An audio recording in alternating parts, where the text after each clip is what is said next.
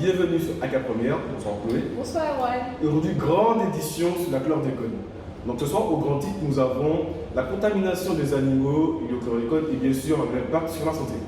Pour terminer, la bande dessinée sur la thématique de la chlordécone de Jessica Oublié.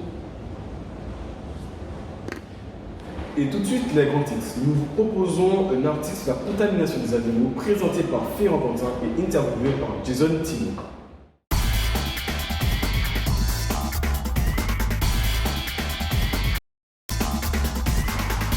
Bonjour chers amis, aujourd'hui nous sommes en compagnie de Monsieur Kirafer, Enchanté. qui est un spécialiste dans la contamination des animaux au chlordécone.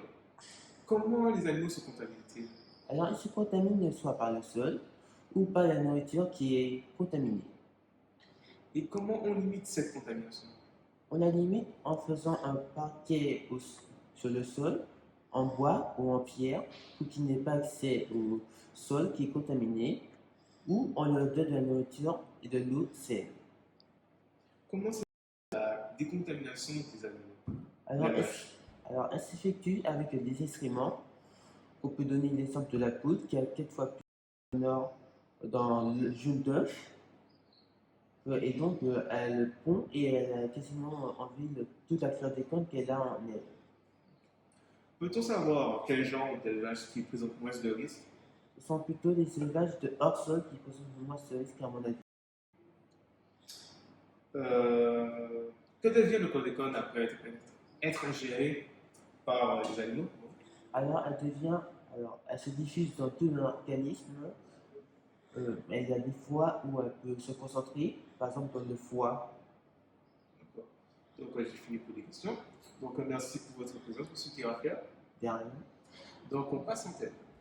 Tout de suite, l'impact sur la santé, présenté par Hébert Carl, assisté par Jiboyo Tana. Aujourd'hui, nous sommes en compagnie de M. Karl Prostat, bonjour, qui est un spécialiste dans la santé en chlordécone. Pouvons-nous en savoir plus sur la catastrophe d'Opwell? Alors, la catastrophe d'Opwell, c'est un accident qui s'est produit dans l'usine où était produite la Kepon, qu'on appelle l'usine du chlordécone. Et grâce à cet accident, on a pu établir les différents symptômes qui émergent justement de chlordécone. Et quels sont ces symptômes? Alors, chez les hommes, on a constaté des cas de tremblement, des pertes de mémoire ou encore des problèmes hormonaux comme l'infertilité.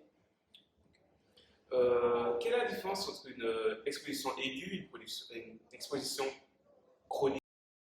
Alors, l'exposition aiguë, c'est lorsque nous sommes exposés à une grosse quantité sur une courte période. L'exposition chronique, c'est lorsque nous sommes exposés à une petite quantité, mais sur le long terme. Okay. Et on a recensé des cancers chez les hommes. Quel est le cancer? Alors justement, les cas de cancer qui ont été découverts chez les hommes, c'est des cancers de la prostate. On en a relevé environ 620 à peu près. Et chez la femme enceinte, quels sont les dangers? Alors, chez la femme enceinte, grâce à la cohorte Timoun, qui a fait des différentes études, on a découvert que les femmes étaient exposées plus ou moins à un accouchement prématuré. Voilà. D'accord. Et pour le jeune, enfin pour le bébé? Alors, pour le bébé, voilà, on sait que le bébé se nourrit selon sa mère, elle-même se nourrit. Et tout se passe dans le placenta, et en fait, étant donné que le chlordécone est un produit très puissant, il traverse le placenta qui est justement la couche protectrice du bébé. Quelles sont les différentes voies d'exposition? Les différentes voies d'exposition, ça se fait plus souvent dans la nourriture, dans ce qu'on mange, soit dans les viandes, les poissons qui sont exposés par les rivières, étant donné que la pêche en rivière est interdite. Donc La chlordécone empêche-t-elle le développement du jeune enfant? Alors, l'enfant, ça n'empêche pas, mais ça retarde le développement de la motricité fine. C'est ce qui permet justement à l'enfant de saisir les petits objets. D'accord. Donc, merci pour votre présence, monsieur Karl-Prostot. Un plaisir. Et nous passons l'antenne. Et pour finir, une bande dessinée sur la thématique du chlordécone de Jessica Oublié, présentée par Isaline Nozima. Bonjour Isaline, alors que peux-tu nous dire sur ce livre Tropique Toxique? Qu'est-ce que c'est? Explique-nous, je t'écoute. Alors, ce Tropique Toxique est un roman graphique écrit par Jessica Oublié. Dans ce livre, elle cherche à retracer l'histoire de la chlordécone dans les Antilles, précisément Martinique et Guadeloupe. Ok, donc la chlordécone, ça nous concerne? Qu'est-ce qu'elle nous explique? Donc, elle cherche à nous documenter, nous en tant qu'Antillais, nous montrer quel est le combat mené par les associations écologistes, les collaborateurs, les simples citoyens martiniquais et guadeloupéens qui, eux, ont cherché à montrer que la France a sa part dans la pollution de nos sols et de nos eaux aux Antilles. Très bien, mais je vois qu'il est particulièrement épais, ça va attirer le public, les jeunes. Ça atteint quel public exactement? En effet, il est assez épais, comme vous pouvez le voir, mais cependant, il y a beaucoup de documentation, d'images, c'est assez sympa et attrayant pour tout public, bien sûr.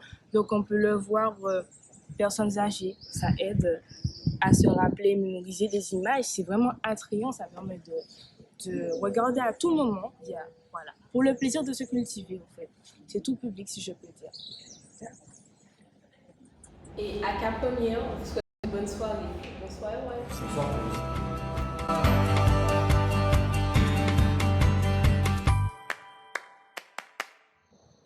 Madame, monsieur, bonsoir. Toujours sur AK Première, aujourd'hui, malheureusement, une forte perturbation continue de frapper notre beau pays, surtout notamment dans le centre de la Martinique, le nord et le nord Atlantique, fortement contaminés à la chlordécone. La bonne nouvelle pour aujourd'hui serait un faible taux en chlordécone dans la majorité ouest de la Martinique, avec un niveau en chlordécone en dessous du seuil de détection. Cependant, restez vigilants car le Lamentin, Saint-Joseph, Sainte-Marie, le Morne-Rouge, Basse-Pointe et Rivière-Pelote restent des zones particulièrement touchées. Donc du côté de la carte maritime, toute la côte atlantique partant de Macouba jusqu'au François ainsi que la baie de Fort-de-France sont particulièrement contaminées par la molécule, infectant toute espèce marine de la faune marine, notamment les crustacés qui ne sont pas laissés en reste sur une large zone de 5 km partant vers le large sur la côte atlantique ouest depuis la baie du Gaillon jusqu'à la baie du François, rendant toute pêche impossible sur tous ces territoires. Merci de nous avoir suivis et à très bientôt. Bonjour. Bonjour. Donc écoutez, je vais évoquer avec vous la résidence de Jessica Oublié, qui est une résidence unique pour l'instant dans la Martinique, au titre d'auteur de BD. Il faut savoir qu'en 2020, c'était l'année de la BD en France, donc y compris effectivement dans les Drômes. Et c'est dans ce cadre-là que nous avons poursuivi auprès de l'Académie pour obtenir un artiste, un auteur en résidence. Et le lycée Cajouan a été choisi. C'est pourquoi donc, vous avez pu bénéficier de cette résidence courant avril pour 3 petites semaines, sachant qu'il y a eu des petites perturbations, la demi-jauge, etc., qui sont venues un peu perturber le fonctionnement. Mais bon, on est un peu à l'heure du bilan maintenant. Donc qu'est-ce que vous pensez l'une et l'autre de cette résidence d'auteur?